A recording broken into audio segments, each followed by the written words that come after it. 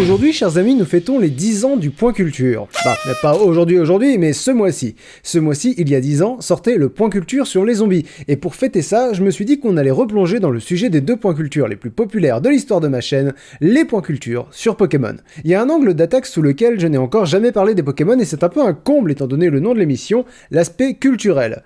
Beaucoup de gens sont enclins à râler sur le manque d'imagination de certains Pokémon sans savoir qu'en réalité leur design renferme une petite pépite d'une culture qu'ils ignorent. Souvent c'est le folklore japonais, mais ça peut aussi être d'autres mythologies et traditions, voire même des curiosités biologiques du monde réel. Je vous propose donc 20 explications derrière certains Pokémon. Avant de commencer, j'aimerais rendre à César ce qui est à César et remercier la biologiste Xan Ucheon, dont je massacre sûrement le nom, pour son excellent travail sur Bulba News entre 2010 et 2013. Quand j'ai commencé à faire mes recherches, j'ai vu qu'elle avait déjà compilé des infos dont je pourrais me servir, rendant tout le travail que je voulais faire pour cette vidéo redondant. Donc je lui ai demandé si je pouvais la citer, elle a dit oui, je lui ai promis que je parlerai de son Patreon, donc elle est biologiste, mais elle fait des webcomics et elle a donc un Patreon sur lequel vous pouvez la soutenir à raison de quelques dollars par mois. Cela étant dit, il est temps qu'on règle un vieux conflit. Numéro 1, Canartichaud.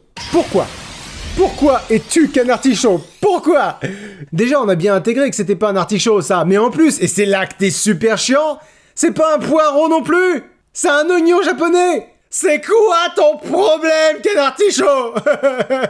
Même en anglais, son nom veut rien. Son nom anglais, c'est Farfetch'd. Ça veut dire tiré par les cheveux. Va te faire foutre! C'est plus que je n'en peux supporter, Canartichaud. Toi et moi, c'est fini, et je ne t'évoquerai plus jamais dans la moindre vidéo. C'est de la torture ce que tu me fais subir. Mais enfin, Lynx, tu ne t'es jamais demandé ce qu'était mon nom japonais? Mais, Canartichaud, tu parles? Oui, gros con, alors que toi tu beugles. Mais quel est ton nom japonais, mystérieuse créature? Kamonegi. Ça me sert à rien. En fait, en japonais, kamo c'est canard et negi oignon. Ça renvoie à une expression qui peut avoir deux sens. Croiser un canard avec un oignon, c'est croiser un animal qui peut se faire bouffer avec son accompagnement. Donc le premier sens de l'expression, c'est vivre une expérience improbable mais bien heureuse. Un peu comme croiser un dresseur suffisamment débile pour t'échanger un Piafabec, Pokémon très commun dans le jeu, contre un Canartichaud, Pokémon dont il n'existe qu'un seul individu dans le jeu. Mais le deuxième sens de l'expression, qui se met cette fois à la place de la bestiole, être un canard avec un oignon, c'est être un peu naïf et se faire avoir. Chez nous, on dirait un pigeon. Et en effet, quand tu échanges un Piafabec, tu échanges certes un Pokémon commun contre un Pokémon rare, mais tu échanges surtout un Pokémon qui peut évoluer et être utile au combat contre un Pokémon qui ne sert à rien et qui a des stats à la con. Canartichaud renvoie donc à ces deux acceptions de l'expression un canard avec un oignon. Canartichaud a désormais un sens. Ma mission est accompli. Numéro 2, quand j'étais jeune, je pensais que Paras et Parasect étaient des Pokémon vaguement inspirés du concept de symbiose entre deux espèces, c'est-à-dire que les champignons sur le dos du Pokémon se servaient de la bestiole autant que la bestiole se servait des champignons. Une relation à bénéfice mutuel si vous voulez. En réalité, Paras et Parasect semblent être inspirés par les nymphes des cigales. Elles ont une couleur semblable, vivent dans la terre comme le Pokémon en question, et ont les mêmes petits crochets. Mais alors le champi, me demanderez-vous? Alors le Pokédex l'identifie de façon très pratique comme un Toshukaso, un champignon qui existe réellement et dont le nom scientifique est Cordyceps sinensis. Contrairement au champi de Paras, le Cordyceps sinensis ne s'en prend pas aux larves de cigales mais aux chenilles de Titarod, un papillon asiatique. Le Cordyceps sinensis infecte les chenilles qui vivent sous la terre, puis finit par les tuer. Le corps de la chenille se momifie et le Cordyceps pousse à l'extérieur de la chenille vers l'air libre pour diffuser ses spores dans l'air et permettre sa reproduction et le parasitage d'un nouvel hôte. C'est déjà bien dégueu, mais le comportement du champignon de Parasect tel que décrit dans le Pokédex évoque un autre genre de relation parasitaire, le fameux Cordyceps unilateralis, qui infecte une espèce de fourmi jusqu'à son esprit, lui faisant changer de comportement. Le champignon va inciter la fourmi à grimper en altitude afin que quand il tuera son hôte et sortira de son cadavre momifié, les spores seront disséminés en hauteur et pourront ainsi contaminer une zone plus vaste. C'est la relation qui unit, si j'ose dire, l'insecte et le champignon qui crée le Pokémon Parasect, puisque dans le jeu Pokémon Ultra Soleil, le Pokédex décrit l'insecte est quasiment mort à ce stade et le champignon est devenu le véritable cerveau. N'est-il pas mignon ? Numéro 3, le trio légendaire de la 6ème génération, Xerneas, Yveltal et Zygarde tiennent leur origine du même folklore. Évidemment, leur design est inspiré par les dernières lettres de l'alphabet qui ont donné leur nom aux versions de cette génération et qui sont leurs initiales, le X, le Y et le Z. En revanche, il semblerait qu'ils aient été inspirés par la mythologie nordique, plus précisément, les créatures vivant à proximité d'Yggdrasil, l'arbre-monde. Xerneas, représentant la vie, est inspiré du cerf Ektirnir, et Yveltal, représentant la mort, est inspiré de Vidofnir, l'aigle perché au sommet de l'arbre. Quant à Zygarde, symbolisant l'équilibre, il a plusieurs formes, mais ces 3 formes les plus développées renvoient également à la mythologie nordique, plus précisément aux 3 enfants que Loki a eus avec Angrboda. La version 10% de Zygarde, globalement c'est un chien, la version 50% c'est un dragon serpentoïde, et la version 100% c'est un géant. Eh bien les 3 enfants de Loki et Angrboda sont Fenrir, un loup géant, Jormungand, un gigantesque serpent de mer, et Hel, la déesse des morts qui a la moitié du visage dans l'ombre de la mort et l'autre moitié du visage dans la lumière de la vie. De la même façon que la forme 100% de Zygarde a d'un côté les points rouges d'Yveltal et de l'autre des points bleus de Xerneas. Évidemment, les Pokémon ont à la fois beaucoup emprunté et beaucoup laissé aux mythes originaux, mais leur influence est indéniable. Numéro 4, la 7ème génération est arrivée avec une nouveauté très bienvenue, ce qu'en biologie ils appellent l'évolution insulaire. Certaines espèces de Pokémon coupées de leurs congénères du continent ont évolué d'une autre façon et ont acquis d'autres capacités. Sur l'île tropicale d'Alola, les Racaillous sont de type roche et électrique parce qu'ils se sont concentrés autour de la centrale électrique de l'île. Les Sabelettes ont dû fuir les déserts auxquels ils sont pourtant adaptés à cause des éruptions volcaniques et ont trouvé refuge dans les montagnes où ils ont adopté un type glace. Mais l'une des apparitions les plus curieuses sont les formes aloléennes de Taupiqueur et Triopiqueur. Il semble que le climat tropical ait incité les Pokémon taupes à se laisser pousser les cheveux façon boys band californien. En réalité, ça fait référence à un phénomène géologique que l'on retrouve dans les zones tropicales et volcaniques. Des gouttes de lave particulièrement liquides vont être étirées par le vent puis durcir, s'immobilisant sous cette forme que l'on appelle des cheveux de Pélé. Rien à voir avec le footballeur, ça fait référence à Pélé, la déesse hawaïenne du feu et des volcans. Voilà qui explique pourquoi les Taupiqueurs et les Triopiqueurs qui sortent du sol d'Alola se retrouvent avec une perruque sur la tête. Après, les cheveux de Pélé sont particulièrement dangereux parce que même si ça ressemble à de l'herbe, il s'agit de vers volcaniques, ce qui occasionne les dégâts que vous imaginez si le vent les porte jusqu'au pâturage d'animaux d'élevage. Ce que j'essaie de vous dire, c'est si jamais l'occasion se présente, faut pas manger les cheveux des Taupiqueurs. Il faut prendre ses médicaments. Numéro 5, on retourne dans la mythologie, mais cette fois-ci dans une mythologie plus proche de chez nous, la mythologie hébraïque. Il y a de nombreuses bestioles et déités dont la licence Pokémon pouvait s'inspirer dans la Bible notamment pour ces créatures, et en effet on retrouve des équivalents à Kyogre, Groudon et Rayquaza dans les Saintes Écritures. Kyogre et Groudon sont 2 immenses Pokémon représentant la mer et la terre. Lorsqu'ils se battent pour asseoir la domination de l'un sur l'autre, Rayquaza descend du ciel pour se joindre à la bataille. C'est à peu près la dynamique qu'on retrouve chez le Léviathan et le Behemoth, décrit dans la Bible, auquel s'ajoute le gigantesque oiseau légendaire roi du ciel, Ziz.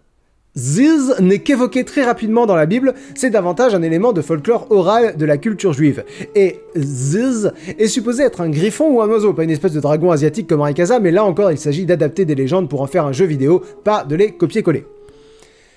Numéro 6, il est plus que temps que je vous parle de yokai. Les yokai sont des esprits ou des fantômes du folklore japonais et ils ont inspiré des dizaines de Pokémon. Je n'en ai retenu qu'un parce que le yokai en question a inspiré plusieurs Pokémon, notamment celui dont le nom me faisait beaucoup réagir il y a 9 ans, Branette. Pour être plus précis, on va parler d'un type de yokai qu'on appelle un obake. Un obake est un yokai capable de changer de forme. Avant de vous dévoiler de quel obake je vais parler, je développe un peu ce qu'est Branette. Ce Pokémon est une poupée abandonnée qui a juré de se venger. Parce que l'important, n'est-ce pas, c'est la joie. Mais Branette est probablement inspiré des Tsukumogami. Les Tsukumogami sont des objets qui fêtent leur 100e anniversaire et deviennent conscients.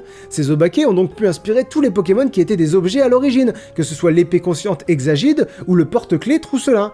Maintenant, comme je disais, des dizaines de Pokémon ont été inspirés par les yokai japonais. Par exemple, Sugunbi est la tête décapitée d'un moine, condamné à errer sur Terre entouré de flammes, car de son vivant, le moine en question volait de l'argent au temple. Ça a inspiré Phantominus. Baku est un yokai ressemblant à un tapir qui mange les mauvais rêves. Il a inspiré Soporifique mais aussi Muna dans la 5ème génération. Le Kitsune est un renard malicieux à 9 queues qui a inspiré Goopix et son évolution Fenard. Bref, j'aurais pu remplir le top 20 avec des yokai mais j'ai préféré rendre hommage à la diversité des inspirations des Pokémon et j'aurais pas aimé ne pas vous parler d'animaux du monde réel. D'ailleurs, parlant de ça... Numéro 7, si je vous dis qu'il existe un animal dans notre monde très semblable à Sablette et Sablero, vous serez peut-être surpris. Sans être exceptionnellement inconnu, le pangolin n'est peut-être pas une créature dont vous avez déjà entendu parler.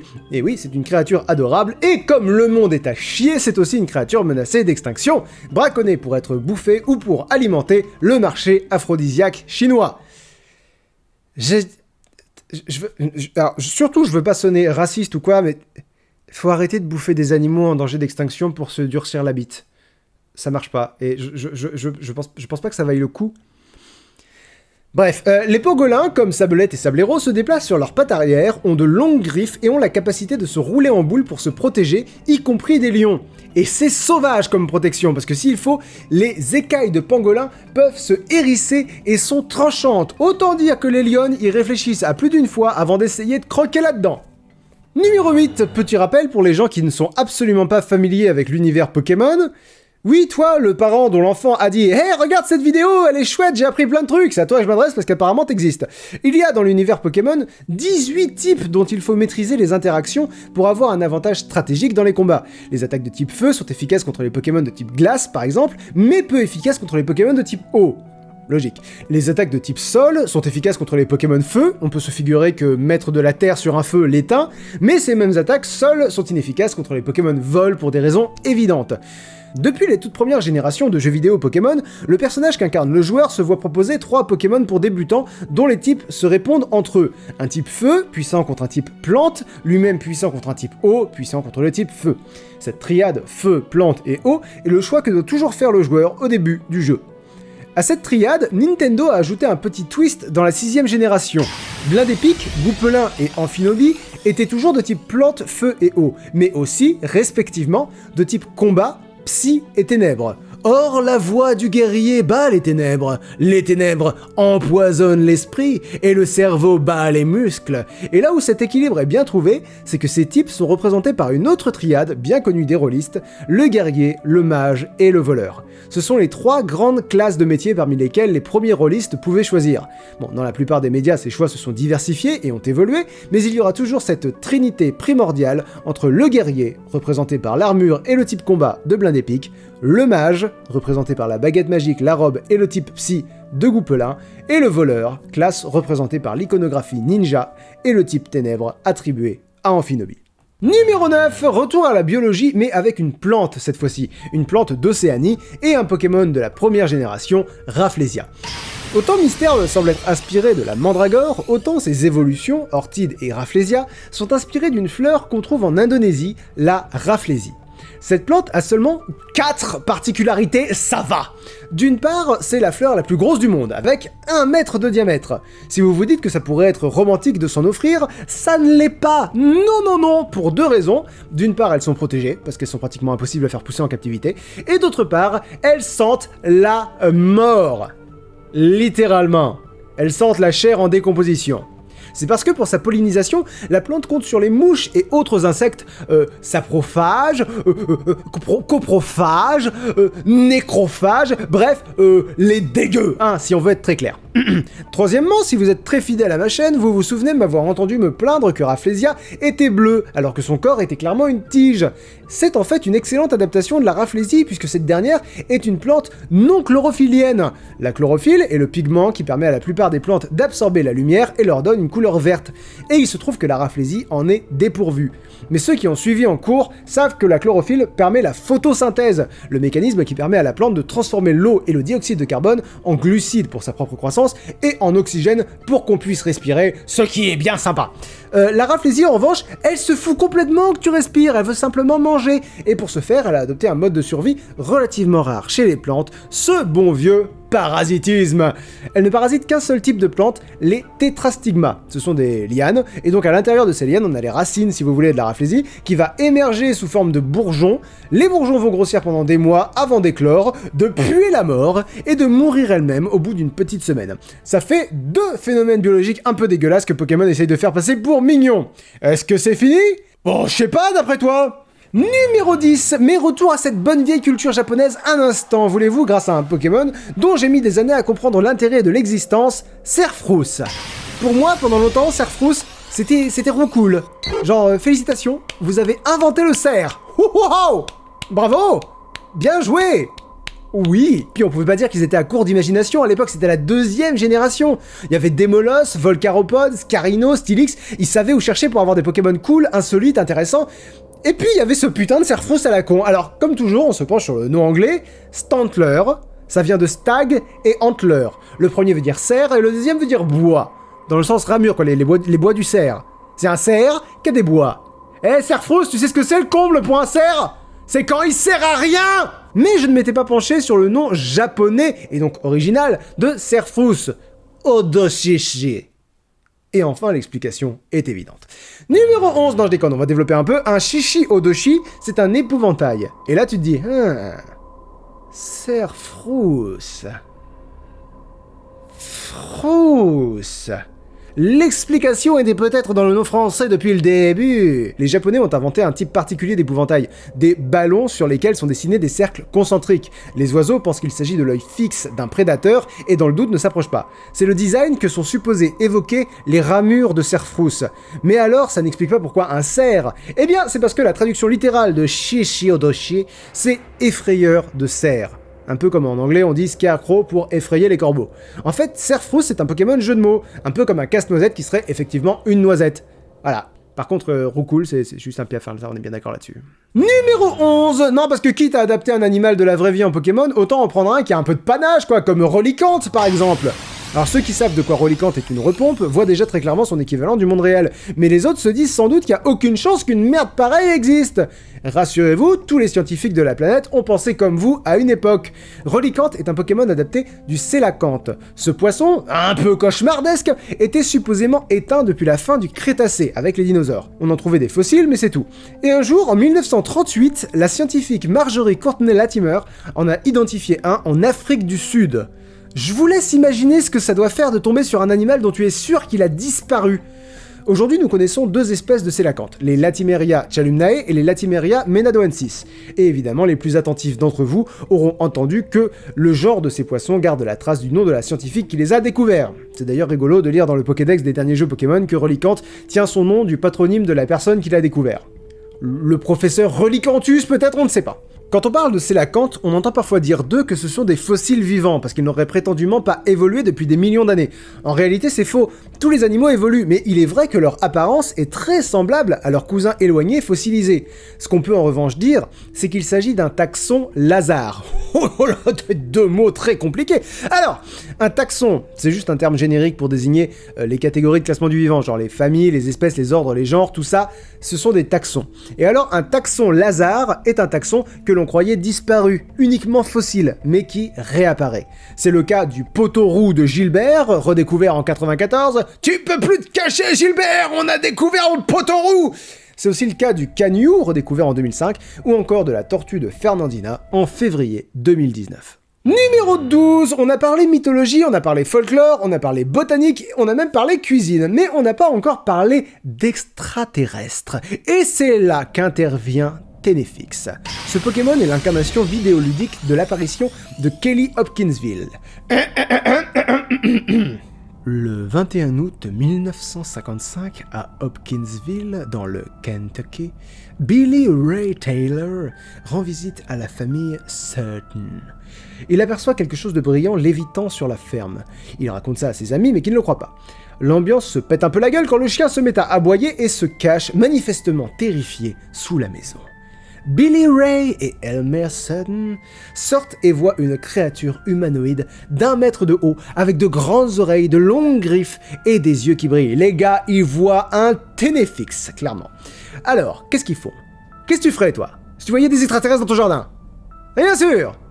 Naturellement, ils vont chercher un shotgun à l'intérieur et ils tirent dessus. Bienvenue sur Terre, gros fils de pongiste. Seulement la créature encaisse, se redresse et va se cacher. Elmer et Billy Ray rentrent au bout de plusieurs minutes dans la maison. Et là, stupeur, une autre créature les regarde par la fenêtre, à l'autre bout de la maison. Eh ben, ils tirent dessus à travers la fenêtre, ils en ont rien à foutre. Ils vont voir s'ils l'ont bien touché, et là, ils voient 3 de ces créatures flotter dans les airs. Pendant 3 heures, ils tentent en vain de gâcher le potentiel premier contact de l'homme avec une vie intelligente extraterrestre, mais comme cette dernière résiste, ils vont voir des spécialistes de l'usage irréfléchi et irresponsable de la violence. Ils vont voir la police du Kentucky. Sur place, ils ne trouvent que des vestiges de fusillade, mais aucune trace de petits hommes verts. Si le shérif ne remet pas en doute la sincérité des témoins, il estime qu'ils ont été victimes d'une mauvaise farce. Aujourd'hui, l'hypothèse privilégiée est que la famille Sutton a eu affaire à un couple de grands-ducs d'Amérique qui défendaient leur nid. Moi je dis soit ça, soit des ténéfixes. C'est possible. Numéro 13. Vous vous souvenez quand on parlait de Paras, je vous disais qu'il était inspiré par les nymphes des cigales, et quand je vous parlais de Rafflesia, je vous ai également dit que j'avais pas fini de vous parler de trucs dégueux. Et je vous présente donc Ningal. Ningal, comme son nom et son apparence l'indiquent, est également inspiré par les nymphes des cigales. Fort heureusement, cette nymphe-là ne semble pas être porteuse d'un gros champignon zombificateur. Non, mais alors, comment fait-on les cigales, vous entends-je me demander. D'abord, les nymphes des cigales incapables de voler creusent un trou pour se protéger et se nourrir des nutriments dans la terre. D'ailleurs, Ningal est de type insecte et sol, donc ça déjà c'est bien foutu. Ensuite, la nymphe va sortir du sol, généralement en grand nombre, et elle va se percher relativement en hauteur pour sortir d'elle-même. Je sais pas comment vous décrire ça, la cigale va abandonner sa peau, elle va muer, pour devenir une cigale adulte. Et là où c'est dégueulassement très bien foutu dans Pokémon, c'est que quand Ningal évolue en Ninjask, une cigale ninja, si tu as une place dans ton équipe, tu récupéreras un Munja, un Pokémon insecte et fantôme dont je vous parlais déjà dans le point culture sur les Pokémon 2, et que le Pokédex décrit comme vide. Et là, moi, je peux difficilement m'empêcher de penser au gamin qui a dans son équipe une tête de moine décapitée en feu, une fleur qui pue la mort et qui va disparaître au bout d'une semaine maxi, un pangolin, une taupe avec du verre volcanique planté dans la tête et la mue crevée d'une cigale. Un jour, je serai le meilleur dresseur. Numéro 14. Pareil, quand j'étais jeune, je me satisfaisais du simple fait que Magikarp, un Pokémon dont l'inutilité ne saurait être surévaluée, évoluait en Léviator, un monstre marin capable de détruire des villes si la moutarde lui monte au nez. Mais j'ai appris des années plus tard que là encore, ça vient d'une légende chinoise.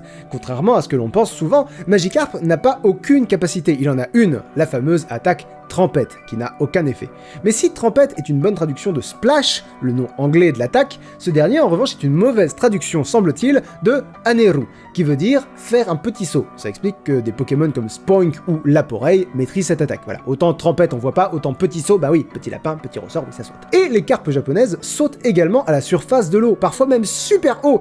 Et là où c'est pertinent, c'est que donc, d'après la fameuse légende chinoise, si une carpe parvient à remonter une cascade connue sous le nom de Porte du Dragon en sautant, cette carpe se transformerait en dragon. Cette légende est une métaphore de l'échelle sociale à laquelle il est difficile de grimper, mais dont la récompense de l'ascension vaut son pesant de Pokédollars. De la même façon, Magikarp ne maîtrise aucune attaque capable de faire des dégâts. Le faire évoluer est donc particulièrement difficile, puisqu'il ne peut pas gagner de combat à lui seul, mais la récompense en vaut souvent la peine. Je pense que Léviator est l'un des Pokémon que j'ai le plus eu dans mes équipes ces 20 dernières années, rien que pour le kiff d'avoir à mes côtés un Pokémon qui se fait nommer le dieu de la destruction.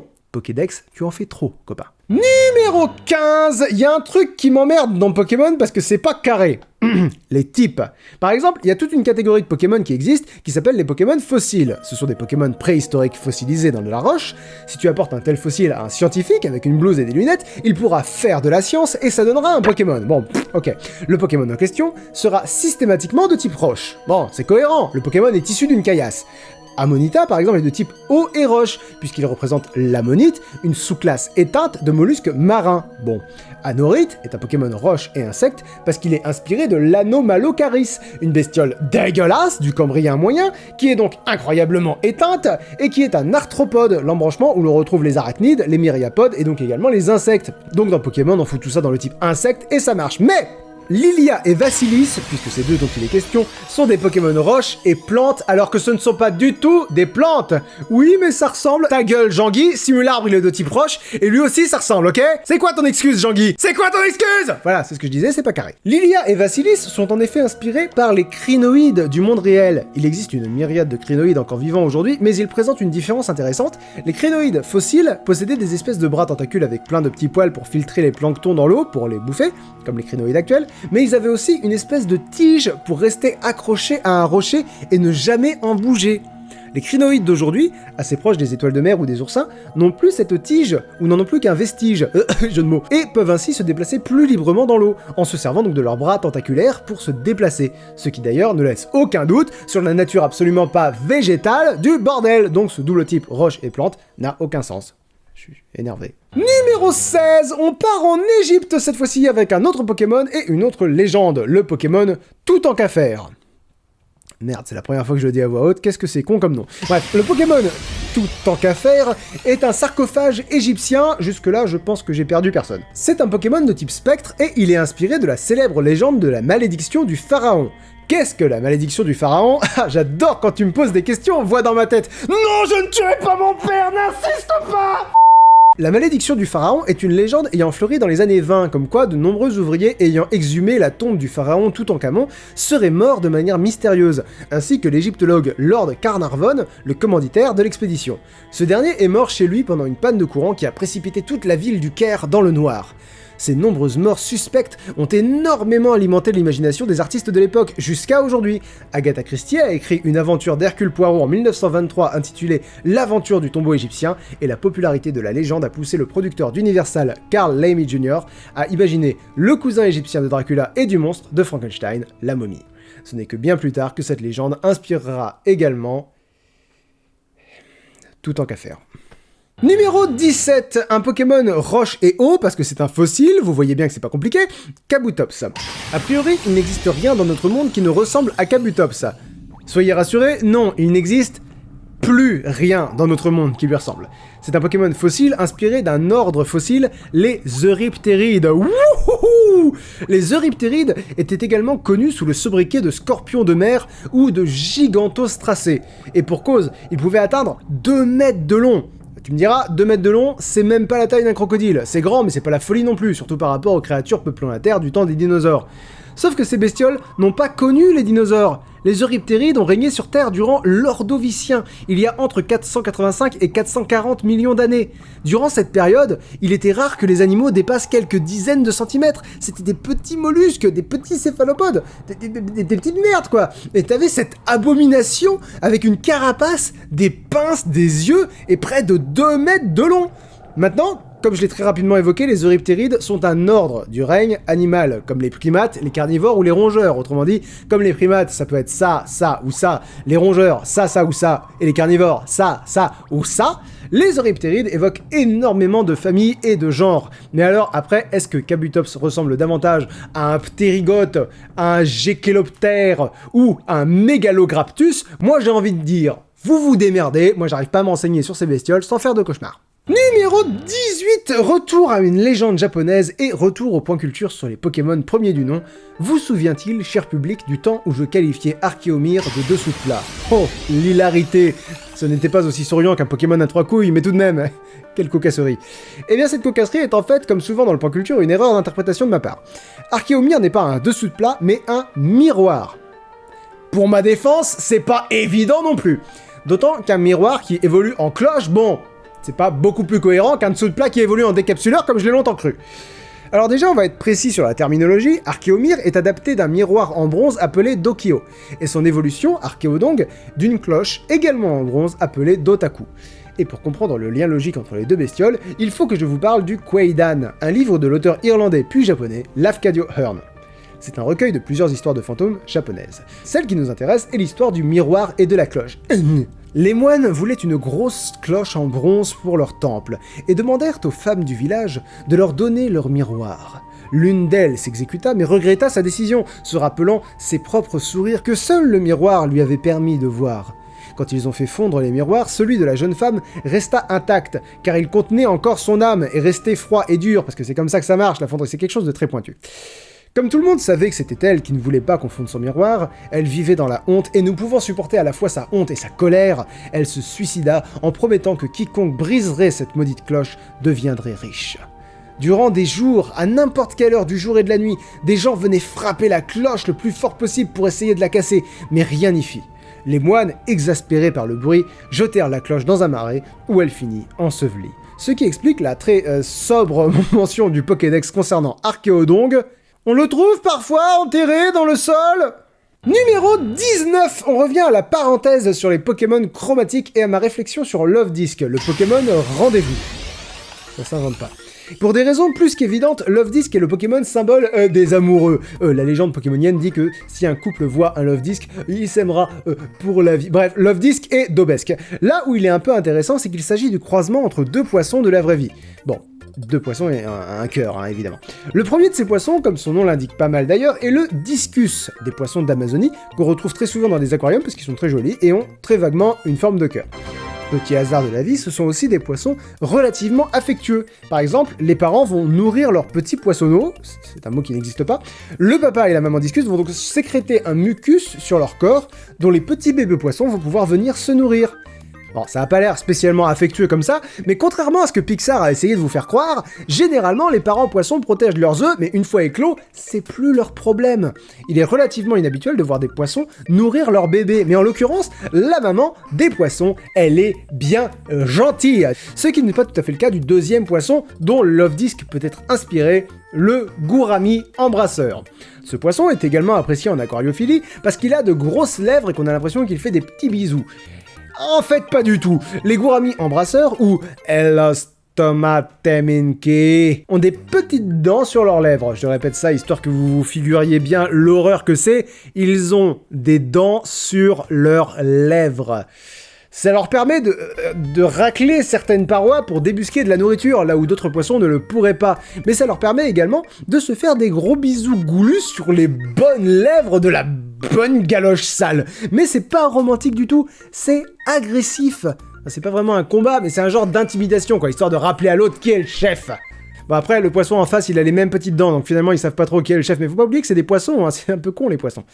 Et enfin, numéro 20, il y a deux questions qui nécessitaient une réponse. Pourquoi Craquenois évolue en Vibranymphe ?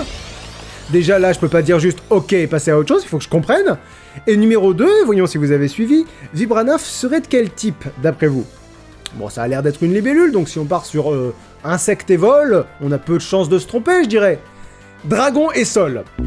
Donc déjà, je t'emmerde, Vibranymphe. Sache-le, voilà, sans aucune animosité, t'es sûrement très sympa dans la vraie vie, mais je t'emmerde. Toutes les explications se manifestent quand tu apprends que Craquenois, Vibranymphe et leur évolution Libégon sont inspirés d'un insecte méconnu qui s'appelle le fourmilion, qui n'est pourtant ni une fourmi ni un lion. Je lance un dé de vigueur pour savoir combien je perds de points de santé mentale. Papillon! Non, sans déconner, le fourmilion s'appelle comme ça parce qu'il bouffe surtout des fourmis, donc c'est comme un lion pour les fourmis, voilà. Le fourmilion adulte ressemble à une libellule ou à une demoiselle ou à n'importe quelle bestiole qui ressemble à ça, mais la larve de fourmilion ressemble à ceci. Bon, la ressemblance avec Craquenois est pas évidente, mais elle le devient quand tu en apprends plus sur le mode de prédation de la larve de fourmilion, domaine de connaissance très précis. Les larves de fourmilion creusent un terrier en forme de cône dans le sable pour prendre au piège les fourmis. Un cône d'une précision de malade. Non, parce que s'il est trop aigu, il s'effondre sur lui-même, forcément, mais s'il est trop obtus, les fourmis peuvent s'échapper. Il faut donc un angle parfait. Une fois qu'une fourmi arrive dans ce cône, le fourmilion lui projette du sable pour la faire glisser plus vite. Et, oh, merveille des merveilles, une fois que la fourmi est tout en bas du cône, la saloperie lui injecte des sucs digestifs à l'intérieur pour sucer tout ce qu'il y a de nourrissant dans le corps de la fourmi et expulser la carcasse vide de la pauvre bête dans le piège en forme de cône. Alors, c'est quand même plus sympa d'imaginer que la bestiole a juste une énorme mâchoire comme ça qui attend de pouvoir manger les imprudentes qui tomberaient dans son piège. D'ailleurs, ce mode de prédation a également inspiré la culture vidéoludique au-delà de Pokémon. On trouve des bestioles inspirées des fourmilions dans Final Fantasy, dans Half-Life 2, dans Don't Starve Together, et on peut également supposer que c'est la source principale d'inspiration pour le Sarlacc, la créature du désert dans l'épisode 6 de Star Wars. Je précise tout de même une dernière fois que là encore, le nom scientifique des fourmilions, c'est les Myrméléontidés, et comme le nom le précise, c'est une famille d'animaux, donc ça regroupe des centaines de genres, et la description que je vous en ai faite ne correspond pas à tous. J'oublie un truc. Ah oui, merci Wookie. Donc ouais, ils sont de type sol et dragon, parce qu'on les surnomme les dragons de sable. Voilà. Merci à tous pour votre attention ces 40 dernières minutes et merci pour votre fidélité ces 10 dernières années. Rassurez-vous, a priori, c'est loin d'être terminé. L'avantage d'une émission comme le Point Culture, c'est que ce ne sont pas les sujets qui manquent. Je vous rappelle que vous pouvez trouver le lien vers le Patreon de Xanetcheon, la biologiste qui a beaucoup simplifié le travail de recherche de ce Point Culture dans la description. Merci à Jérémy pour le nouveau générique des Points Culture. Je vous rappelle que si la vidéo vous a plu, c'est important pour moi qu'au moins vous la likiez, la commentiez et si vraiment vous êtes des êtres géniaux, vous la partagez sur vos réseaux sociaux.